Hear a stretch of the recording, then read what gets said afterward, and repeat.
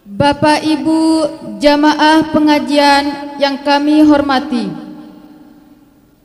selanjutnya marilah kita ikuti dakwah Islamiyah yang akan disampaikan oleh Bapak Tuan Guru Kiai Haji Zainul Majdi MA. Kepada Bapak Tuan Guru Kiai Haji Zainul Majdi MA, kami silahkan.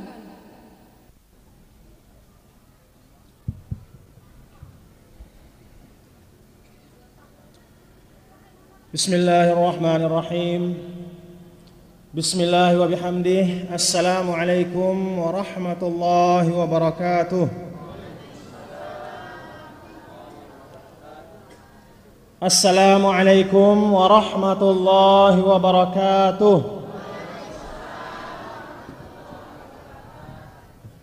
Assalamualaikum warahmatullahi wabarakatuh.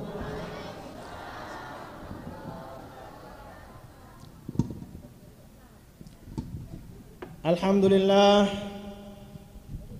alhamdulillahilladzi an'ama alaina ni'matal iman wal islam wa kafa bihima min ni'mah. Alhamdulillah hamdal hamidin, hamdal syakirin, hamdal dzakirin, hamdal radin, hamdal mustaghfirin bil ashar, hamdan yuwafi ni'amahu wa yukafi mazidah. أشهد أن لا إله إلا الله وحده لا شريك له وأشهد أن سيدنا ومولانا محمدا عبده ورسوله لا نبي بعده. اللهم صل وسلم وبارك على سيدنا ومولانا محمد وعلى آله وصحبه ومن تبعه.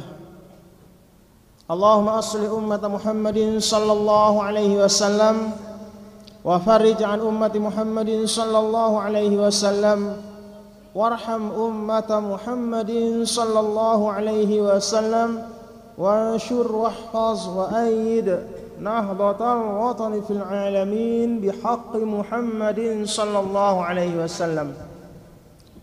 أما بعد. Hadaratul mukarramin yang saya hormati, saya muliakan, bapak-bapak, para tokoh dan sesepuh masyarakat, para tokoh dan sesepuh masyarakat yang ada di tempat ini, wabil khusus Bapak Camat Kecamatan Alas beserta seluruh pejabat pemerintah, beserta tokoh-tokoh agama dan tokoh masyarakat. Akramakumullah. Mudah-mudahan Allah Subhanahu wa taala senantiasa memberikan kemuliaan zahir batin kepada pemimpin-pemimpin kita. Bapak-bapak dan ibu-ibu, para jemaah muslimin muslimat, mukminin mukminat rahimakumullah.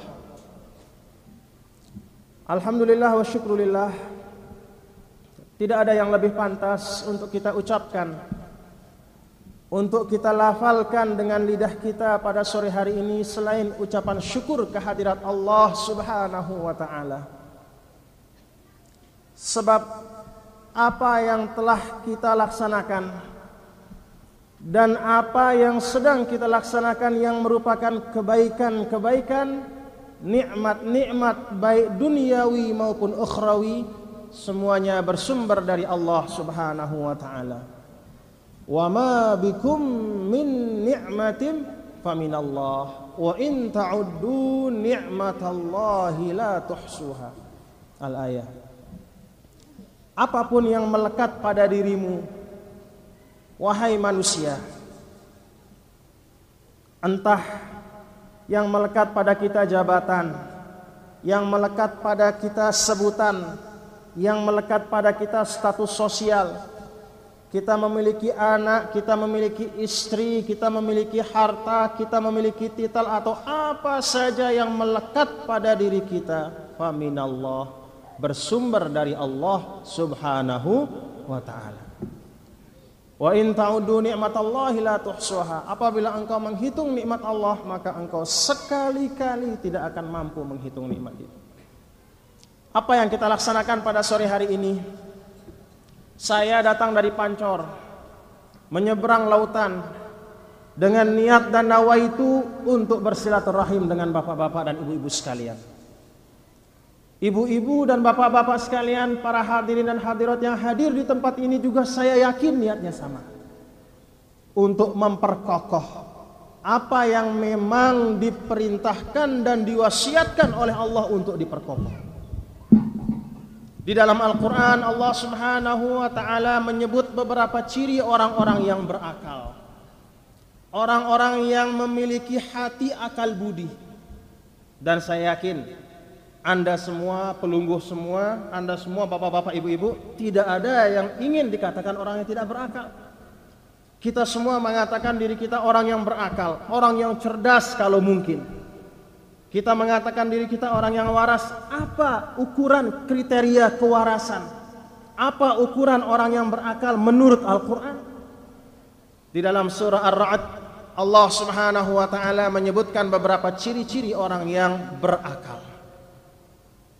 Walladzina yasiluna ma amarallahu bihi ayyusala wa yakhshawna rabbahum wa yakhafuna su'al hisab. Orang-orang yang termasuk ulul albab, orang-orang yang memiliki akal budi, orang-orang yang benar-benar waras, yang sehat jasmani rohani, adalah orang yang yasiluna ma amarallahu bihi ayyusala. Orang yang senantiasa menyambung apa yang Allah Subhanahu wa ta'ala perintahkan untuk disambung. Apa ikatan-ikatan yang perlu disambung di dunia? Apa ikatan-ikatan yang paling kuat? Ada ikatan agama, ada ikatan keluarga, ada ikatan satu suku, ada ikatan satu bangsa, dan ada ikatan sesama umat manusia. Semua ikatan-ikatan ini wajib dipelihara. Jaga ikatan sesama umat manusia, tampakkan kasih sayang. Ar-rahimun yarhamuhumur rahmanu tabaraka wa ta'ala. Irhamu man fil ard yarhamkum man fis sama. Orang-orang yang menampakkan kasih sayang di atas bumi Allah, kemana-mana dia berjalan dengan penuh tawadhu. Kemana-mana dia tampakkan tutur sapa yang baik, yang indah, yang menyenangkan hati orang lain. Yarhamuhumur rahmanu tabaraka wa ta'ala. Orang yang suka menampakkan kasih sayang di atas bumi ini, tidak suka kepada kekasaran, tidak suka kepada kekerasan, tidak suka menampakkan kebengisan. Dia menampakkan kesantunan di mana saja dia berada. Seperti halnya orang mukmin, di mana saja diperintahkan untuk menebar rahmah. Apa rahmah? Makna rahmah maknanya umum. Di antaranya yang paling penting, ketika kita hidup di dunia ini, kita tampakkan kasih sayang kepada seluruh makhluk Allah Subhanahu wa ta'ala. Yarhamuhumur rahmanu tabaraka wa ta'ala. Orang yang senantiasa menampakkan kasih sayang, maka Allah pun akan cinta kepadanya. Ada ikatan satu bangsa. Kita sesama bangsa Indonesia wajib menjaga persaudaraan sesama bangsa. Ada ikatan satu suku, tidak ada salahnya. Misalnya orang yang suku Sasak misalnya menampakkan kecintaan kepada sesama bangsa Sasaknya, sukunya. Orang yang suku Sumbawa menampakkan kecintaan kepada sesama suku. Tetapi ingat, kecintaan kepada bangsa, kepada suku, kepada sesama manusia harus berada di bawah kecintaan yang disebut al-ukhuwatul islamiyah. Ini yang paling utama. Apa makna ukhuwah islamiyah? Di dalam Al-Quran Allah Subhanahu wa ta'ala memberikan misal kepada Anda. Muhammadur Rasulullah walladzina ma'ahu asyidda'u 'alal kuffari ruhama'u bainahum tarahum ruk'an sujada. Akhir ayat. Di akhir surah Al-Fath Allah Subhanahu wa ta'ala memberikan gambaran bagaimana perilaku para sahabat Nabi bersama Rasulullah. Muhammadur Rasulullah walladzina ma'ahu asyidda'u 'alal kuffar ruhama'u bainahum. Ini kalimat ruhama'u bainahum yang ingin saya ajak Anda semua untuk merenung. Apa makna ruhama'u bainahum? Orang-orang muslim itu saling cinta mencintai. Cinta mencintai bukan hanya dengan qaul, bukan hanya dengan ucapan. Oh, saya sayang sama Anda, oh saya kangen sama Anda. Tetapi cinta yang selain ditampakkan dengan ucapan juga diwujudkan di dalam amal perbuatan. Maka di dalam ajaran agama kita, untuk menjaga agar kasih sayang itu selalu terpelihara, kita diperintahkan untuk banyak-banyak bersilaturahim. Nah, sekarang inilah silaturahim kita. Mudah-mudahan silaturahim ini akan membawa keberkahan bagi kita semua.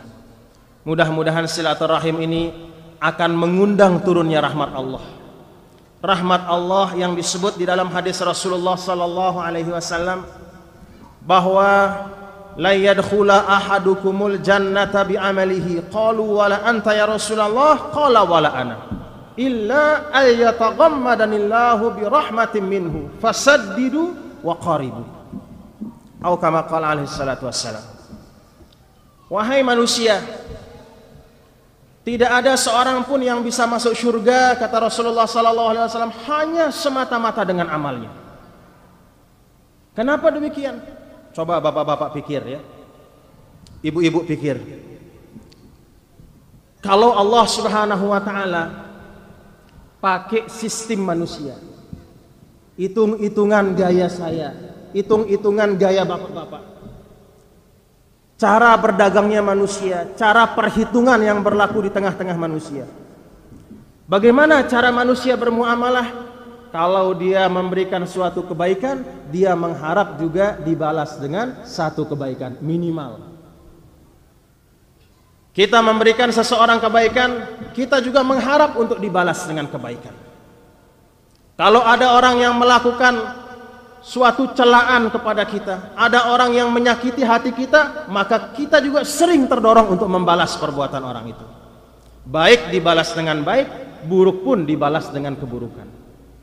Kalau Allah Subhanahu wa ta'ala mau menerapkan apa yang berlaku di tengah-tengah manusia dalam hubungan antara Allah dengan kita, walau yu'akhidullahu an-nasa bima kasabu ma taraka ala zahriha min dabbah. Kalau setiap kali kita berbuat kejelekan kemudian Allah langsung balas, kemudian setiap kali Allah memberikan kita suatu nikmat maka harus kita balas seperti itu, ma taraka ala zahriha min dabbah. Tidak ada manusia yang bisa bertahan hidup di atas bumi. Coba bapak-bapak bayangkan, kalau misalnya Allah seperti manusia, selalu bayar kontan, selalu ingin membalas dengan cepat. Begitu kita mencuri, langsung Allah balas, binasa manusia. Tetapi itulah Allah menampakkan rahmatnya kepada manusia. Maka Rasulullah SAW mengatakan, tidak ada seorang manusia yang bisa masuk surga hanya semata-mata dengan amalnya. Kenapa demikian? Kalau pakai hitung-hitungan, tidak ada manusia yang bisa membalas nikmat Allah Subhanahu wa ta'ala. Jangankan 100%, 10% pun belum tentu. Jangankan 10%, 5% pun belum tentu. Apa buktinya? Coba Anda misalnya, saya ingin mengajak Anda merenung mahalnya nikmat Allah. Anda siapa yang mau punya uang 10 miliar? Coba. Mau punya uang 10 miliar? Oh mau, tidak ada yang tidak mau. Jangankan 10 miliar, 1 miliar, kita cuma dengar suaranya saja ya. Tidak pernah lihat rupanya, bagaimana banyaknya 1 miliar itu. Katakanlah misalnya Anda punya uang 10 miliar, kemudian suatu hari tiba-tiba Allah Subhanahu wa ta'ala ketika Anda sedang bernapas, Anda tarik napas, tiba-tiba Allah tahan napas itu di dalam. Apa akibatnya coba? Begitu Anda tarik napas, tiba-tiba Allah tahan. Oh, kalau saya punya uang 10 miliar, saya bersedia bayar 10 miliar supaya saya bisa membuang nafas itu. Kenapa demikian? Kalau Allah terus tahan, lama-lama akan membawa kepada kematian. Apa maknanya? Nikmat Allah itu bukan hanya yang besar-besar, bukan hanya badan yang sehat, bukan hanya rumah yang besar, yang megah, tetapi hal-hal yang kecil. Satu kali tarikan nafas itu satu nikmat Allah. Kita membuang nafas itu nikmat Allah. Tanya sekarang, Apakah ketika Allah memberikan kita nikmat, kita sudah membalas dengan syukur? Apakah kita mampu membalas dengan amal saleh? Tidak semua nikmat Allah bisa kita balas. Itu sebabnya Rasulullah sallallahu alaihi wasallam bersabda, "La yadkhula ahadukumul jannata bi amalihi."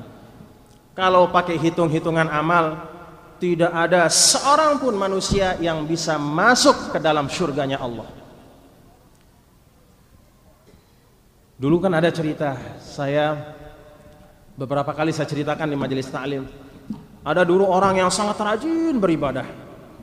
Hidupnya katakanlah 60 tahun misalnya. Selama 60 tahun ketika dia mulai akil balik, dia mulai wajib sembahyang, dia sembahyang terus. Tidak ada yang ditinggalkan. Yang wajib-wajib dikerjakan, yang sunnah-sunnah pun selalu dilaksanakan. Ketika orang itu meninggal, ini cerita ya, menampakkan bagaimana nilai rahmat Allah dibanding nikmat Allah dibanding amal saleh kita. Ketika orang itu meninggal, dihadapkan kepada Allah pada yaumul hisab, hari kiamat. Mana si fulan bin fulan? Panggil ke depan. Maju orang itu menghadap. Dia menghadap dengan penuh kepercayaan diri. Kenapa dia percaya diri? Oh, sudah ada amal soleh banyak. Di tangan kiri kanannya, di tangan kanannya dia bawa catatan amal yang luar biasa banyaknya. Pekerjaan-pekerjaan yang soleh-soleh, yang baik-baik. Begitu berhadapan dengan Allah Subhanahu wa taala, ditanya oleh malaikat, "Oh, Anda ini banyak sekali amal Anda." Apa jawaban itu? Alhamdulillah. Sekarang kalau engkau dimasukkan ke dalam surga, maka dengan sebab apa? Saya mau tanya. Ditanya oleh Allah, dengan sebab apa engkau bisa masuk ke dalam surga? Apa jawab orang itu? Oh, tentu saja dengan sebab amal perbuatan saya yang banyak sekali ini. Apa kata Allah? Oke, baik, kalau begitu sekarang malaikat pasang timbangan. Taruh seluruh catatan amal kebaikan orang ini di satu sisi. Kemudian taruh nikmat sebelah mata di sisi yang lain. Lihat mana yang lebih berat. Begitu ditimbang oleh malaikat, ternyata jauh lebih berat nikmat sebelah mata dibanding seluruh pekerjaannya selama hidup di dunia. Masya Allah, tabarakallah. Apa kata Allah? Oh, nih lihat sekarang amal perbuatanmu ternyata tidak ada apa-apanya dibanding dengan seluruh nikmatku. Maka sekarang silahkan masuk ke dalam neraka. Orang itu langsung minta ampun. Ya Allah, saya minta ampun. Sekarang saya sadar, saya tobat. Saya mengaku bahwa saya tidak bisa masuk surga kecuali dengan rahmat-Mu. Setelah itulah baru Allah memberikan ampunan. Itu sebabnya kita umat Islam kalau ketemu dengan orang, kita disuruh saling doakan. Apa ucapan kita? Assalamualaikum warahmatullahi wabarakatuh. Doa keselamatan. Mudah-mudahan seluruh keselamatan, mudah-mudahan rahmat Allah, mudah-mudahan keberkahan dari Allah tercurah kepadamu. Dijawab, waalaikumsalam warahmatullahi wabarakatuh. Fasaddidu wa qaribu. Oleh sebab itu kata Rasulullah sallallahu alaihi wasallam, karena kita sangat membutuhkan rahmat Allah di dunia ini, fasaddidu. Saddidu itu artinya jalanilah hidup di dunia ini dengan lurus. Jangan hidup dengan cara hidup yang menyimpang dari tuntunan Allah. Wa qaribu, dan jangan lupa lakukan pendekatan kepada Allah.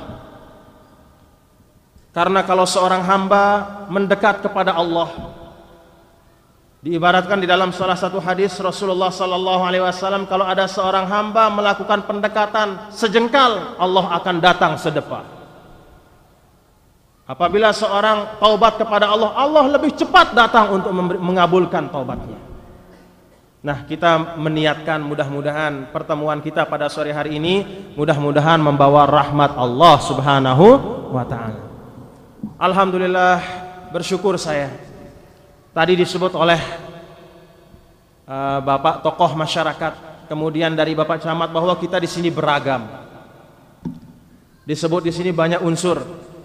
umat Islam yang ada di Kecamatan Alas, yang ada di desa luar ini katanya dari berbagai macam unsur.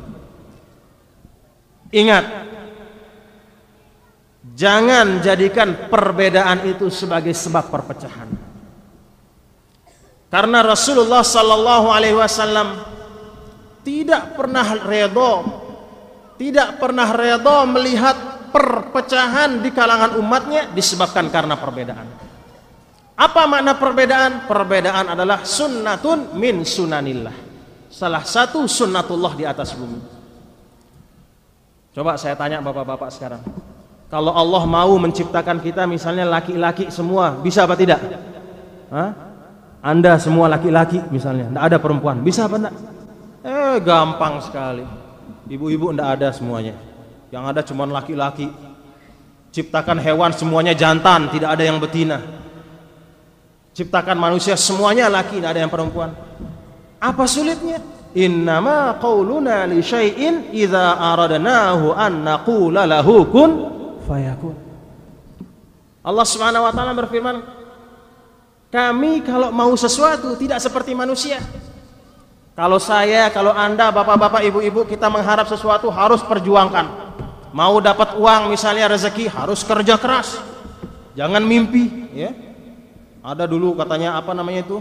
Yayasan Misi Islam Ahlus Sunnah Wal Jamaah dulu namanya. Orang diajar bermimpi. Katanya ada harta karun katanya. Tidak usah percaya begitu. Itu orang bodoh, itu orang bohong, orang berdusta. Sunnatullah bahwa di dunia ini apabila ingin memperoleh kemajuan harus kita mengucurkan keringat. Ingin memperoleh ilmu harus belajar. Ada orang dulu salah paham, ya. Kan ilmu itu ada dua macam. Ada namanya ilmu kasbi, ada namanya ilmu laduni. Orang dulu semua ingin ilmu laduni. Akhirnya banyak orang yang berbohong, banyak orang yang menipu. Apa katanya? Ayo saya ajar, saya kasih ilmu laduni. Ulama mengatakan bahwa orang yang memperoleh ilmu laduni itu dia harus melalui suatu proses. Apa proses itu? Dia belajar. Dia belajar, kemudian mengamalkan ilmunya, maka Allah akan tambah dengan ilmu yang baru. Ilmu yang baru itu namanya ilmu ladun. Bukan artinya ilmu laduni itu Anda pergi ke tengah gua terus bertapa di situ di tengah gua, mengasingkan diri, tidak mau belajar, tidak mau mengaji di seorang guru yang betul-betul guru, tetapi cari ilham di tengah-tengah gua misalnya. Mungkin dapat ilham, tapi bukan dari Allah, bisa-bisa dari syaitan. Na'udzubillah min. Kalau Allah mau menciptakan sesuatu tidak seperti manusia.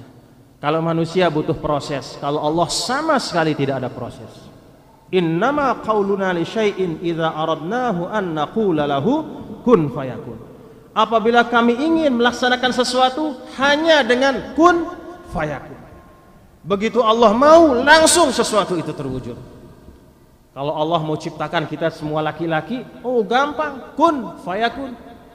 Tapi kira-kira bagaimana dunia ini kalau semuanya laki-laki? Ayo Anda bayangkan. Atau sebaliknya semuanya perempuan. Semuanya perempuan, tidak ada orang laki. Masya Allah.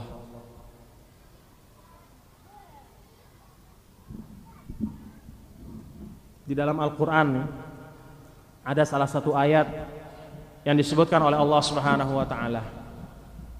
Walau syaa rabbuka la ja'alan nasa ummatan wahidatan wa la yazaluna mukhtalifina illa man rahima rabbuka walidzalika khalaqahum.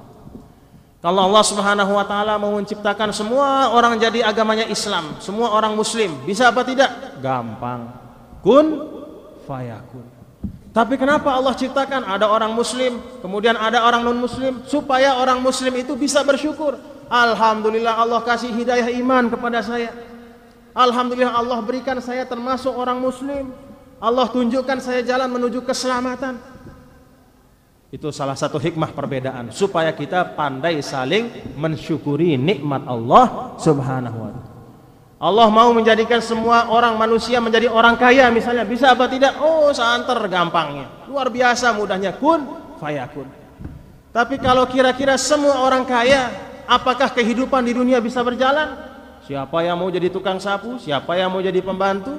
Siapa yang mau menjadi orang yang disuruh? Oh, semuanya orang kaya, semua mau jadi bos, tidak ada yang mau disuruh.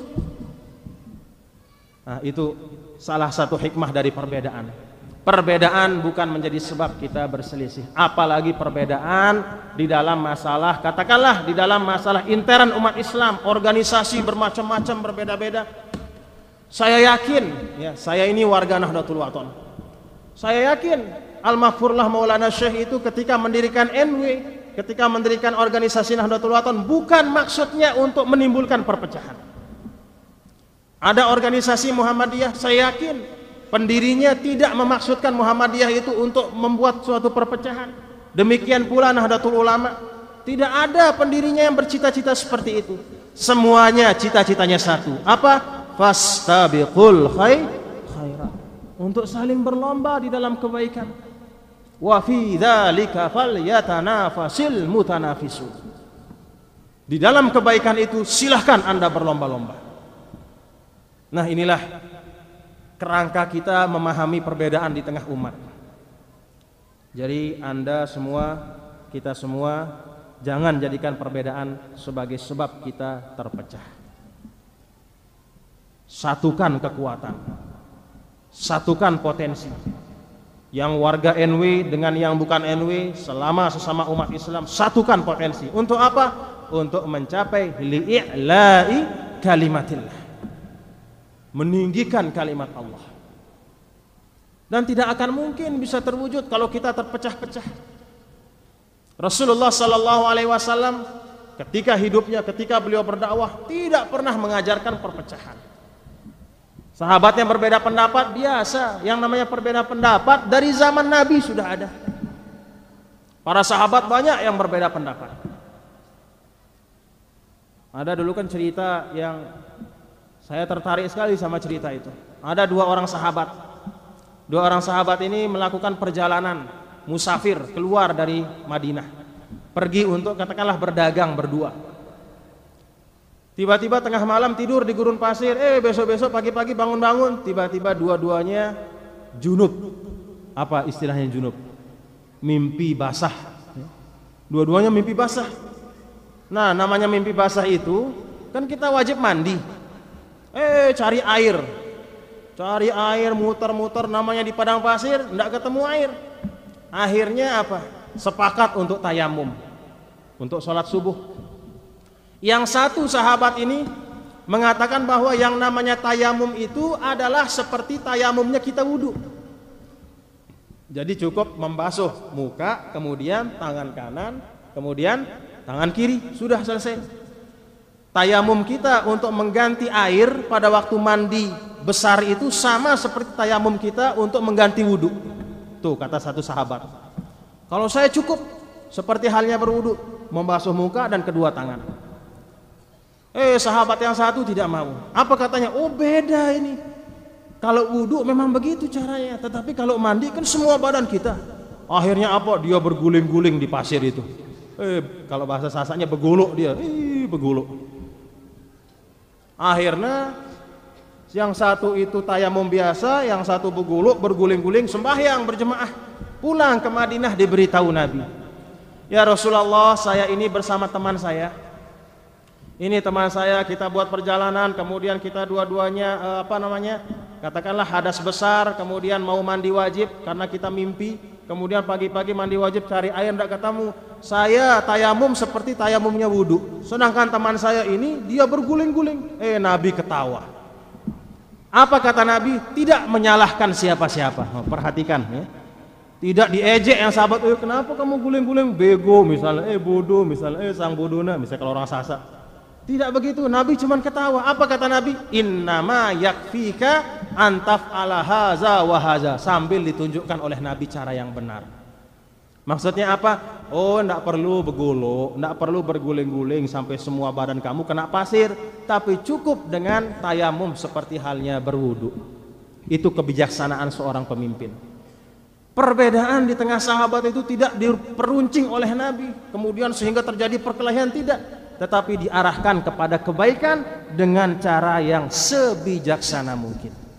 Nah, ini tugas dari Bapak Camat ya. Jadi Anda semua di sini banyak perbedaan-perbedaan, ini pemimpinnya. Tuh. Jadi insya Allah kita doakan mudah-mudahan Bapak Camat ini bisa memimpin Anda semua menuju kepada kebaikan ya. Mudah-mudahan. Ya, kalau dilihat senyumnya itu manis sekali senyumnya kan. Insya Allah akan membawa ketenangan mudah-mudahan.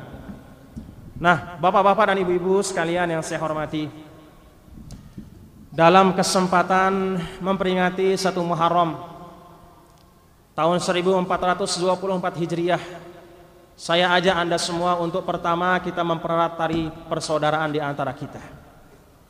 Yang kedua, marilah saya ajak Anda semua untuk kita banyak-banyak berhitung mulai sekarang. Apa yang kita hitung?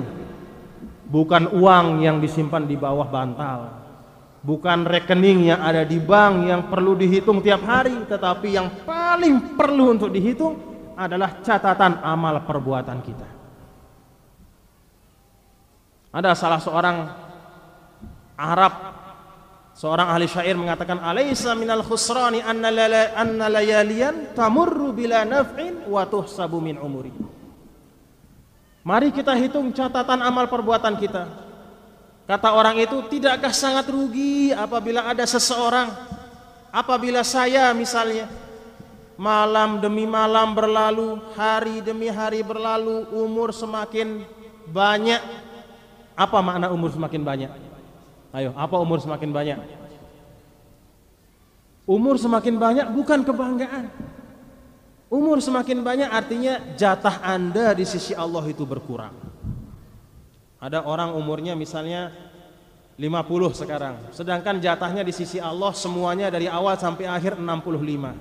Kalau sudah 50, berapa sisanya? Hah? Berapa sisanya? 15. 51, berapa sisanya? 55 berapa? 10. 60 berapa? 5. 65 berapa? Inna lillahi wa inna ilaihi. Nah, jadi malam demi malam berlalu. Sekarang 1424 Hijriah. Awal tahun baru Islam.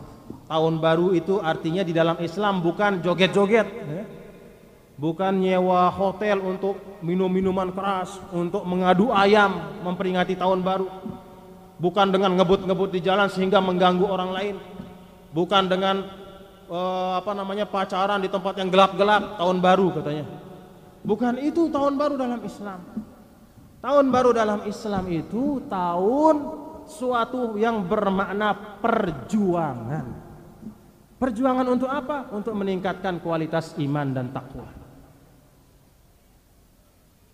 Itu sebabnya di dalam agama kita disuruh untuk banyak-banyak kita muhasabah ya. Muhasabah itu artinya banyak-banyak kita berhitung apa yang telah kita lakukan. Di dalam Al-Quran Allah Subhanahu wa ta'ala berfirman, "Yauma yab'atsuhumullahu jami'an fayunabbi'uhum bima 'amilu ahsahu Allahu wa nasuh wallahu ala kulli syai'in syahid." Allah Subhanahu wa ta'ala berfirman, pada hari kiamat itu Allah Subhanahu wa ta'ala akan membangkitkan manusia-manusia lengkap dengan amal perbuatannya. Perbuatan seperti apa? Apakah perbuatan yang besar-besar saja? Oh tidak. Ahsahullah, semua perbuatan manusia dihitung sama Allah. Hatta sampai perbuatan kita yang kita sendiri sudah lupa. Wanasuh, manusia sudah lupa. Saya lupa pada tahun kemarin saya pernah melakukan suatu perbuatan kecil, tetapi ternyata urusannya panjang. Dicatat oleh Allah. Nah, jadi kita pada awal tahun baru ini, mari saya ajak Anda semua untuk kita banyak-banyak muhasabah ya. Muhasabah itu apa artinya? Hasibu anfusakum qabla an tuhasabu wazinu qabla an tuzan alaikum. Sayyidina Umar, salah seorang khulafaur rasyidun, menantu dari mertua dari Rasulullah sallallahu alaihi wasallam. Apa kata Sayyidina Umar? Sahabat-sahabat, teman-temanku sekalian, hasibu anfusakum qabla an tuhasabu. Banyak-banyaklah Anda menghitung perbuatan Anda sebelum Anda dihitung. Wazinu a'malakum, dan timbanglah amalmu qabla an tuzan alaikum, sebelum nanti akan ditimbang oleh Allah. Nah, al-muhasabah artinya berhitung. Apa makna al-muraqabah? Ada dua makna kata Imam Ghazali. Ada dua tahapan. Yang pertama al-muraqabah qabla al-amal. Yang kedua al-muraqabah asna al-amal atau fil amal. Apa artinya al-muraqabah qabla al-amal? Waspada sebelum kita melaksanakan suatu pekerjaan. Apa artinya? Kita nilai, kita perhatikan niat ketika kita akan melaksanakan suatu pekerjaan. Apabila niat kita melaksanakan suatu pekerjaan benar-benar karena Allah Subhanahu wa taala, silahkan terus laksanakan. Tapi ketika kita akan melaksanakan pekerjaan, kemudian kita lihat niat kita yang ada di dalam hati kita yang paling dalam, tidak ada orang yang tahu, cuman kita dan Allah yang tahu. Begitu kita lihat niat kita, ternyata niat kita melaksanakan pekerjaan itu bukan mencari keridhaan Allah, tetapi mencari kehormatan di depan manusia. Kalau seperti itu, ketika di dunia ini melaksanakan suatu kebaikan, ternyata kebaikan itu bukan karena Allah, tetapi untuk mencari kehormatan di depan manusia. Nanti begitu dia datang ke depan Allah Subhanahu wa taala, apa jawaban Allah? Izhabu ilal ladzina antum turauna fi. Kalau jangan datang kepada saya minta pahala. Kenapa minta pahala sama saya, kata Allah? Kan Anda, niat Anda bukan karena saya. Jadi jangan minta pahala sama saya. Pergi kepada orang yang dulu Anda niatkan untuk memperoleh penghormatan di depannya. Jadi kalau kita mau sholat supaya dilihat oleh orang, nanti di akhirat Allah mengatakan, cari pahala sembahyangmu pada orang yang dulu engkau pamerkan sembahyangmu padanya. Na'udzubillah min dzalik. Itu yang pertama, untuk muhasabah ya, untuk memperbaiki kualitas amal. Kemudian yang kedua, al-muraqabah fil amal. Kita diperintahkan untuk waspada ketika sedang melaksanakan pekerjaan. Yang pertama, sebelum melaksanakan pekerjaan, yaitu niat kita. Yang kedua, ketika sedang melaksanakan pekerjaan. Apa artinya? Laksanakanlah segala perintah Allah sesuai dengan tuntunan Allah dan tuntunan Rasulullah sallallahu alaihi wasallam. Ada orang misalnya, Anda ingin rajin, terus sembahyang zuhur 8 rakaat, diterima apa tidak? 8 rakaat, yuk kan tambah. Mestinya 4, Anda tambah jadi 8, diterima apa tidak? Nggak diterima. 12, diterima apa tidak? Semakin tidak diterima. Mau 20 tidak diterima. Kenapa? Karena bertentangan dengan apa yang dicontohkan, yang diminta oleh Rasulullah sallallahu alaihi wasallam. Sembahyang subuh pagi-pagi supaya dianggap rajin 6 rakaat, tidak diterima. Apa yang merupakan tuntunan Allah, itulah yang kita laksanakan. Ini yang disebut muraqabah fil amal. Kita waspada ketika sedang melaksanakan pekerjaan itu. Laksanakan sesuai dengan tuntunan yang diberikan oleh Allah Subhanahu wa taala. Nah, kemudian yang ketiga, al-muhasabah atau al-muraqabah ba'dal amal. Kita menghitung, kita menilai, mengevaluasi pekerjaan yang sudah kita laksanakan pada masa-masa yang lalu. Inilah yang termaktub di dalam firman Allah Subhanahu wa taala, ya ayyuhalladzina amanu taqullaha wal tanzur nafsum ma qaddamat lighadin wattaqullaha innallaha khabirum bima ta'malun. Wahai orang-orang yang beriman, bertakwalah kepada Allah dengan takwa yang sebenar-benarnya dan lihatlah apa yang telah engkau laksanakan. Nah, sekarang kita muhasabah. Lihat, kita nilai tahun 1423, apakah telah banyak kita melaksanakan kebaikan atau masih lebih banyak lagi yang perlu kita perbaiki, masih lebih banyak lagi yang perlu kita tingkatkan, baik ibadah kita yang berhubungan dengan Allah berupa puasa, berupa sholat. Sholat, hati-hati sama sholat ya. Hati-hati sama sholat. Kan dulu ada orang bertanya ya, kenapa di Indonesia ini katanya kan banyak orang sembahyang. Di mana-mana masjid ramai dengan orang salat, apalagi hari Jumat sampai tidak muat masjid hari Jumat. Tetapi kenapa di Indonesia yang demikian banyak orang sembahyang itu ternyata kemaksiatannya tidak kalah dengan negara-negara yang paling bebas sekalipun. Coba kalau di negara seperti Amerika ya, yang namanya jualan brem, apa brem itu? Minuman keras, bir yang mengandung alkohol, ya, whisky atau apa saja namanya, itu dilarang di bawah usia 17 tahun. Nggak boleh, harus memperlihatkan KTP. Ini KTP saya lebih 17 tahun baru dikasih beli bir. Kalau di Indonesia, mau anak kecil, mau orang tua, mau siapa saja boleh asal punya uang. Kenapa bisa terjadi? Padahal banyak orang salat. Kan di dalam Al-Quran Allah Subhanahu Wa Taala berfirman, Innas salata tanha anil fahsya'i wal munkar. Tapi kenapa di Indonesia ini salatnya jalan, fahsya' wal munkarnya juga sangat laju jalannya? Kenapa demikian? Mungkin kita belum benar-benar salat.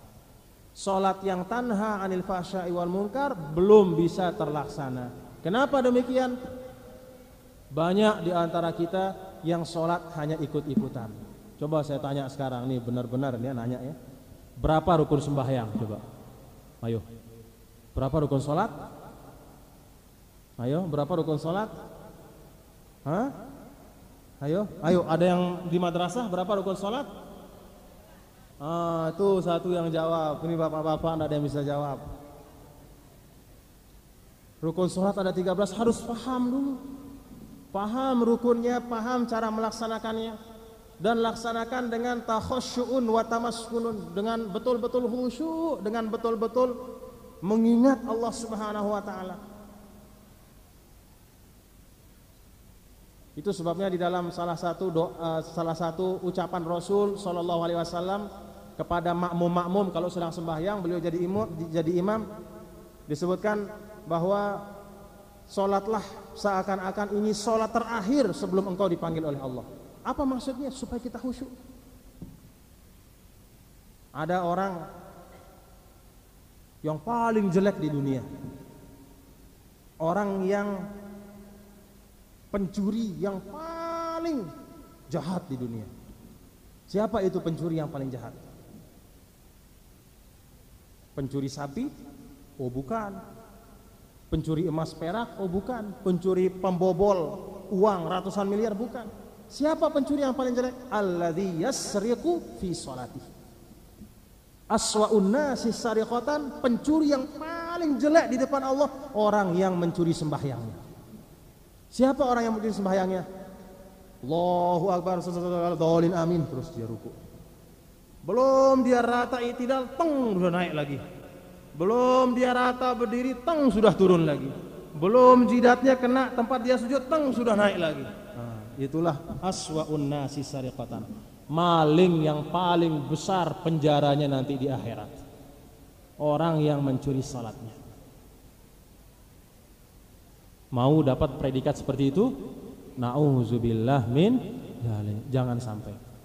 Nah, jadi ternyata kita ini, kalau kita nilai-nilai bapak-bapak sekalian ya, kenapa kemaksiatan demikian banyak terjadi di tengah-tengah kita? Kenapa katakanlah kemungkaran juga terjadi demikian banyak di tengah-tengah kita? Mungkin salah satu sebabnya karena kita kurang serius melaksanakan ajaran agama. Jangankan sholat yang sunnah, yang wajib pun kadang-kadang kita kurang serius. Nah, maka pada tahun baru Islam ini saya ajak bapak-bapak semua ya, ibu-ibu juga ya, mari kita tingkatkan kualitas amal perbuatan kita. Karena Allah Subhanahu wa taala tidak suka namanya setengah-setengah. Kalau mau jadi orang Islam, jangan ambil Islam setengah-setengah. Jangan ambil Islam yang gampang-gampang. Kalau masalah kawin, ngaku orang Islam karena kan cuma ijab kabul. Kalau orang luar itu susah dia kawin. Mesti banyak prosedurnya. Kalau orang Islam kan enggak, diberikan kegampangan oleh Allah. Tapi ingat, kemudahan yang bertanggung jawab. Ijab kabul. Kalau yang kawin, jadi orang Islam yang rajin. Kawin 1, 2, 3, 4. Kalau yang mudah-mudah ngaku jadi orang Islam, tapi begitu ada suatu beban dari Allah, ada suatu tanggung jawab dari Allah, disuruh kita untuk menekan hawa nafsu kita, disuruh untuk rajin-rajin melaksanakan sholat, mulai ada keengganan dalam hati. Na'udzubillah min dzalik. Makanya kalau menjadi orang Islam yang mau selamat, laksanakan Islam itu secara kafah, kata ulama. Ya ayyuhalladzina amanu udkhulu fis-silmi kafah. Masuklah ke dalam as-silmu. As-silmu di sini maknanya agama Islam. Sebagian ulama menafsirkan maknanya al-jannah, surga.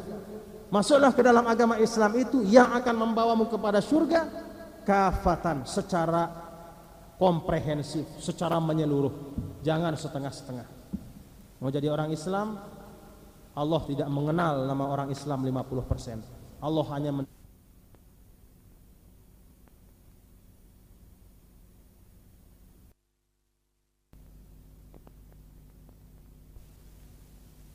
sabar kepada apapun yang menerima kita, karena terus terang kita sebagai bangsa Indonesia sekarang ini, atau katakanlah lebih khusus lagi kita sebagai warga masyarakat sekarang, perlu banyak-banyak berhias dengan kesabaran.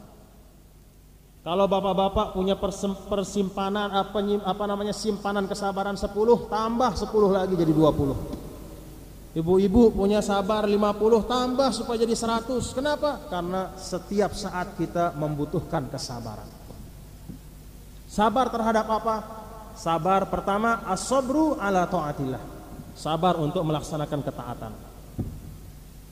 Jangan bosan, jangan malas melaksanakan ketaatan.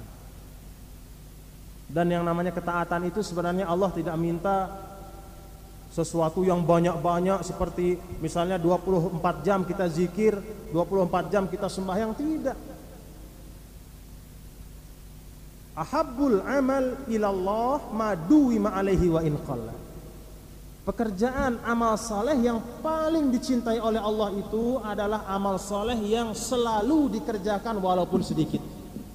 Apa maknanya? Setelah selesai sembahyang wajib misalnya zikir walaupun sekedar 5 menit. Lebih baik zikir 5 menit tapi setiap hari daripada zikir 24 jam tetapi sekali seumur hidup. Itu Allah tidak suka.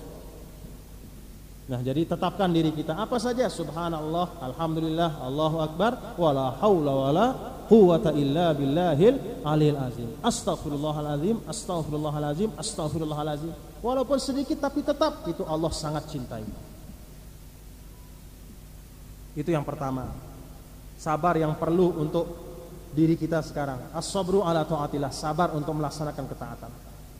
Yang kedua, as-sabru an ma'asillah. Sabar untuk menjauhkan diri dari segala macam kemaksiatan, yang besar-besar maupun yang kecil-kecil. Jangan tertipu dengan kecilnya dosa. Karena dosa kecil kalau dilaksanakan terus-menerus, misalnya ada orang jalan diganjel misalnya, jatuh orang itu, memang dosa kecil menurut sebagian ulama. Besoknya lagi diganjel, lama-lama ganjel-ganjel sebulan 2 bulan jadi dosa besar dia. Kata ulama, lihat gunung itu. Gunung yang besar itu sebenarnya tersusun dari kerikil-kerikil yang kecil. Ada 1 kerikil, 2 kerikil, 1.000.000 kerikil jadi gunung yang besar. Itulah ibarat dosa kecil yang dilaksanakan terus-menerus, tidak pernah kapok, terus dia melaksanakan dosa itu walaupun kecil, lama-lama akan menjadi besar. Nah, yang kedua, as-sabru an ma'asilah, sabar menjauhkan diri dari maksiat. Kemudian yang ketiga, as-sabru ala syada'id, sabar terhadap cobaan Allah di atas bumi. Sabar terhadap cobaan Allah di dalam kehidupan kita. Ada misalnya peristiwa kematian, jangan kita kayak orang jahiliyah. Orang jahiliyah itu kalau ada keluarganya yang mati, dicakar, apa namanya? Ininya, mukanya dicakar, bajunya dirobek-robek, berguling-guling di atas tanah. Agama Islam tidak membolehkan seperti itu. Bagaimana kalau kita menerima musibah? Allahumma ajurni fi musibati wa khlufni khairan minhu. Doa dari Nabi. Ini harus dihafal karena kita sering dapat musibah seperti ini. Apa arti doa itu? Ya Allah, berikanlah dengan sebab musibah ini saya pahala. Berikanlah saya pahala ya Allah dalam musibah ini. Wa khlufni khairan minhu, dan gantilah dengan ganti yang lebih baik. Musibah kehilangan uang, doa seperti yang tadi. Musibah kehilangan keluarga, doa yang seperti tadi. Jangan begitu hilang uang kita kemudian kita menggerutu, kemudian kita menggugat Allah, Allah ini kok tidak adil, saya kok uang hanya 10.000, uang saya kok masih hilang juga 10.000 itu. Padahal banyak orang yang uangnya 10 juta tidak hilang-hilang, kok saya tinggal 10.000 kok hilang. Tidak boleh begitu. As-sabru ala syada'id, sabar terhadap cobaan Allah di atas bumi. Nah, kemudian yang keempat, kata ulama, as-sabru alal adza, sabar terhadap penghinaan, terhadap kejahatan yang dilakukan oleh orang. Ini sabar yang nomor 4 ini disebut sebagai sabrul anbiya wal mursalin, sabarnya para nabi dan para rasul. Itu yang paling tinggi. Mari kita mulai belajar ya. Sabar untuk melaksanakan ketaatan, sabar menjauhkan diri dari maksiat, sabar untuk tetap kokoh istiqomah di dalam musibah, dan yang keempat kita sabar ketika menerima katakanlah suatu perbuatan yang tidak menyenangkan oleh orang lain. Jadi jangan kita terbawa oleh hawa nafsu. Ada orang menyakiti kita, anggap orang itu sedang menabungkan kita pahala di akhirat ya. Karena memang seperti itu. Dulu ada salah seorang tabi'in namanya Al-Hasan Al-Basri, Imam Hasan Basri. Imam Hasan Basri ini orang yang sangat dekat kepada Allah, orang alim dan saleh. Suatu ketika diberitahu Imam Hasan Basri oleh tetangganya. Ada datang satu tetangganya. Wahai Pak Imam, tahukah Anda bahwa itu ada orang yang di samping rumah Anda ini, tetangga kita ini tiap hari kerjanya ngumpat Anda terus. Kalau bahasa Sasanya tiap hari nyumpak. Sida tersumpak terus, Anda disumpak terus orang itu. Apa kata Imam Hasan Basri? Alhamdulillahirabbil alamin. Kemudian dipanggil pembantunya oleh Imam Hasan Basri. Coba lihatkan saya korma yang ada di dapur, katanya. Dipanggil pembantunya. Pergi pembantunya ke dapur, lihatkan saya masih ada enggak korma di dapur itu, simpenan kita. Diperiksa sama pembantunya, ditemukan masih ada sepiring, kira-kira sepiring. Dibawa sepiring korma itu sama pembantunya ke depan. Ada masih tuan, ini masih ada sepiring sisa korma kita. Apa kata Imam Hasan Basri? Kasih kepada orang ini. Kemudian pesannya apa? Ini hadiah saya untuk orang yang ngumpat saya. Tanda saya berterima kasih karena dia menyimpankan saya pahala di akhirat nanti. Itu hebatnya seorang imam. Apa maknanya? Kita sikapi segala macam, katakanlah perbuatan-perbuatan yang tidak menyenangkan dari orang, walaupun kita tidak salah, kemudian ada orang yang mengumpat kita, ada orang memfitnah kita, hadapi dengan menyerahkan diri kepada Allah Subhanahu wa ta'ala. Kenapa Imam Hasan Basri memberikan hadiah korma itu? Karena sesungguhnya orang yang mengumpat itu nanti di akhirat pahalanya akan dipindahkan kepada orang yang dia zalimi. Tidak ada suatu kezaliman pun kecuali pasti akan dibalas nanti di akhirat. Maka kata Imam Hasan Basri, ini tanda terima kasih saya. Saya tidak bisa kasih banyak-banyak, cuma ada sepiring kasih orang itu. Tanda terima kasih saya, dia sudah memberikan saya hadiah gratis pahala di akhirat. Nah, kalau sikap seperti ini kita pegang dalam kehidupan kita di dunia, insya Allah tidak terlalu cepat terjadi keributan di tengah-tengah masyarakat. Ya, jadi sabar. Bapak-bapak dan ibu-ibu, para hadirin hadirat, muslimin muslimat, hadirin hadirat yang berbahagia. Jadi kita sebagai umat Islam, seperti yang disampaikan oleh tokoh dari masyarakat di sini tadi, beliau menyampaikan bahwa sekarang kita perlu untuk bersatu. Coba bapak-bapak, ibu-ibu renungkan ya. Bukan kita mau mengungkit-ungkit, bukan kita mau membuat-buat permusuhan. Tetapi kenyataan di dunia sekarang, di dunia yang sekarang ini, di mana-mana umat Islam mengalami penindasan. Di mana-mana umat Islam hanya karena mengatakan la ilaha illallah Muhammad Rasulullah, dar ditembak. Di Palestina tiap hari, bukan tiap minggu, bukan tiap bulan, tiap hari di Palestina itu anak kecil sampai kakek-kakek habis dibunuh oleh Israel. Kenapa? Hanya karena mengucap la ilaha illallah Muhammad Rasulullah. Di Irak juga demikian. Sekarang sebentar lagi Irak mau diserbu sama Amerika. Amerika ini walaupun tidak ada, misalnya tidak ada satu negara pun yang mendukung, dia tetap akan menyerbu Irak. Kenapa? Karena dia merasa diri kuat. Nah, disinilah letak kelemahan umat Islam, tidak memiliki kekuatan. Coba Sida, Anda semua, kita kalau ke pelosok-pelosok seneng kita kalau melihat jalan-jalan beraspal ya. Senang Sida, Anda kalau misalnya desa Anda itu beraspal mulus, senang apa tidak? Oh, senang. Siapa yang meminjamkan uang untuk membangun aspal? Di antaranya dipinjamkan kita oleh Jepang. Kenapa Jepang itu membuatkan kita jalan? Supaya nanti ada tempat jalan mobil-mobil yang diproduksi oleh Jepang. Dibuatkan kita jalan, dikasih kita mobil, kita beli mobil itu. Umat Islam sampai sekarang kerjanya cuma make dan merusak, tidak bisa membuat. Bangga dia, jalannya mulus, tidak tahu maksud orang. Dibuat jalan bagus-bagus supaya nanti kalau ada mobil, kita beli mobil, kita pakai di jalan itu. Banyak segala macam. Tidak ada yang kita buat, kita hanya make dan merusak. Habis rusak beli lagi, rusak beli lagi. Kenapa? Tidak punya ilmu pengetahuan. Pinternya orang kita itu bukan di ilmu pengetahuan, pinternya saling nyihir, saling nyantet, ilmu guna-guna. Orang baik-baik kalau kesel, kita guna-guna dia orang itu, biar kakinya dempang katanya. Dempang orang terus, bangga dia. Coba tuh lihat ilmu sihir saya, dempang orang itu. Inna lillahi wa inna ilaihi raji'un. Bagaimana tidak kalau memang mau nyihir tuh Presiden Amerika tuh seher dia. Bisa seher Presiden Amerika? Nggak ada yang bisa. Kalau nyeher sesama Islam ya pinter, disihir temannya, diguna-guna. Kalau memang mau sihir tuh sihir orang yang zalim itu. Pergi ke sana ke Amerika, sihir dia. Tuh pada tukang-tukang sihir kalau ada.